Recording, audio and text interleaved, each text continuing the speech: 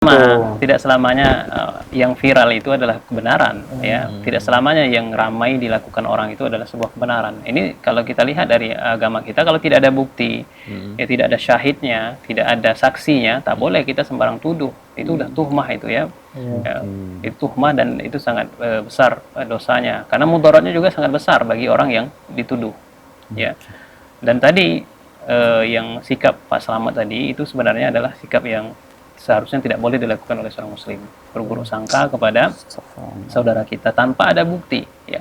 Bahkan kata Umar bin Khattab sendiri, kalaupun seandainya kita mendapatkan suatu pernyataan, ucapan, ya, dari saudara kita yang seakan-akan memiliki arah kepada untuk berburuk sangka kita, ya, karena ucapan dia tadi kita seolah-olah akan berburuk sangka, maka cari dulu, kata Umar, cari alasan supaya kita tidak sampai berburuk sangka kepadanya.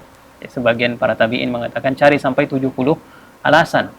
Kalau juga tidak dapat 70 alasan itu, katakan pada diri kita, la'allahu lahu hujjah, ya. Bisa jadi dia punya alasan yang kita tidak tahu.